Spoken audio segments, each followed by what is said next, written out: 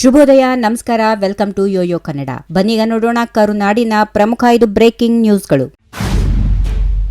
ದೆಹಲಿಯಲ್ಲಿ ವಿಧಾನಸಭಾ ಚುನಾವಣೆಯಲ್ಲಿ ಹೀನಾಯ ಸೋಲಿನ ಬಳಿಕ ಕರ್ನಾಟಕ ಕಾಂಗ್ರೆಸ್ ನಾಯಕ ಸಚಿವ ಪ್ರಿಯಾಂಕ್ ಖರ್ಗೆ ಸೋಷಿಯಲ್ ಮೀಡಿಯಾಗಳು ಮೋದಿ ಪರವಾಗಿವೆ ಎಂದು ದೂರಿದ್ದಾರೆ. ನನಗೆ ಅನಿಸುವ ಪ್ರಕಾರ ಯೂಟ್ಯೂಬ್, ಎಕ್ಸ್, ಫೇಸ್ಬುಕ್ನಂತ ಸೋಷಿಯಲ್ ಮೀಡಿಯಾ ಪೇಜ್ಗಳು ಮೋದಿ, ಅಮಿತ್ ಶಾ ಅಥವಾ ಬಿಜೆಪಿ ಬಗ್ಗೆ ಟೀಕೆ ಮಾಡುವ ಪೋಸ್ಟ್ಗಳನ್ನು ತಡೆಹಿಡಿಯುತ್ತವೆ. ಇದು ಪ್ರಜಾಪ್ರಭುತ್ವ ವ್ಯವಸ್ಥೆಗೆ ಮಾರಕ ಮತ್ತು ಸಾರ್ವಜನಿಕರ ಅಭಿಪ್ರಾಯಗಳನ್ನು ದಮನಿಸುವುದು ಅಪಾಯಕಾರಿ ಬೆಳವಣಿಗೆ ಎಂದಿದ್ದಾರೆ.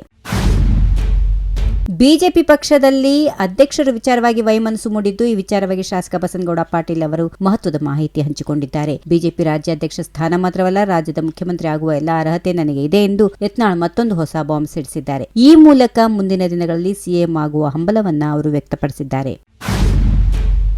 ಬಿಜೆಪಿ ರಾಜ್ಯಾಧ್ಯಕ್ಷ ಸ್ಥಾನಕ್ಕೆ ಕೇಂದ್ರ ಸಚಿವ ವಿ ಸೋಮಣ್ಣ ಸೇರಿ ಯಾರ ಹೆಸರನ್ನು ನಾನು ಸೂಚಿಸಿಲ್ಲ ಎಂದು ಸಂಸದ ಬಸವರಾಜ ಬೊಮ್ಮಾಯಿ ತಿಳಿಸಿದರು. ನಾನು ಸಂಸದನಾಗಿ ನನ್ನ ಕೆಲಸ ಮಾಡುತ್ತಿದ್ದೇನೆ. ಈ ವಿಷಯದಲ್ಲಿ ಏನೇ ಇದ್ರೂ ಪಕ್ಷದ ಹೈಕಮಾಂಡ್ ಒಳ್ಳೆಯ ತೀರ್ಮಾನ ಕೈಗೊಳ್ಳುವ ವಿಶ್ವಾಸ ಇದೆ. ವರಿಷ್ಠರು ಯಾರನ್ನ ಆಯ್ಕೆ ಮಾಡುತ್ತಾರೋ ಅವರೇ ಉತ್ತಮ. ರಾಜ್ಯ ಬಿಜೆಪಿಯಲ್ಲಿ ಯಾವುದೇ ಗೊಂದಲ ಇಲ್ಲ. ನಮ್ಮ ಹೈಕಮಾಂಡ್ ಬಹಳ ಗಟ್ಟಿಯಾಗಿದೆ ಎಂದರು.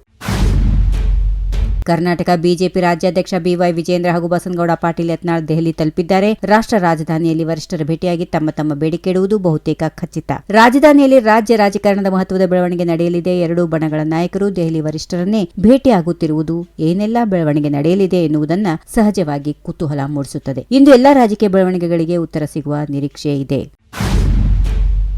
ಬಳ್ಳಾರಿಯನ್ನ ಸಂಪೂರ್ಣ ಬಳ್ಳಾರಿಯಾಗಿ ರೂಪಿಸುವುದು ನನ್ನ ಕನಸು. ಇದು ನನಸು ಮಾಡುವ ಮೊದಲು ಹೆಜ್ಜೆಯಾಗಿದೆ. ದುರ್ಗಮ್ಮ ದೇವಸ್ಥಾನದ ಅಂಡರ್ ಪಾಸ್ ರಸ್ತೆ ಉದ್ಘಾಟನೆ ಹೀಗೆಂದು ಶಾಸಕ ಭರತ್ ರೆಡ್ಡಿ ಹೇಳಿದ್ದಾರೆ. ಬಳ್ಳಾರಿಯ ಪ್ರತಿ ರಸ್ತೆ ದೊಡ್ಡ ಮಟ್ಟದಲ್ಲಿ ಅಗಲೀಕರಣ ಮಾಡಿ ಅಭಿವೃದ್ಧಿ ಮಾಡುತ್ತೇವೆ. ಕ್ಷೇತ್ರಕ್ಕೆ ಬೇಕಾದ ಅನುದಾನ ಸಿಎಂ ಸಿದ್ದರಾಮಯ್ಯ ಮತ್ತು ಡಿಸಿಎಂ ಡಿಕೆ ಶಿವಕುಮಾರ್ ನೀಡಿದ್ದಾರೆ. ಹೀಗಾಗಿ ಬಳ್ಳಾರಿಯನ್ನ ಸುವರ್ಣ ಬಳ್ಳಾರಿ ಮಾಡುತ್ತೇನೆ ಎಂದು ಅವರು ಹೇಳಿದರು.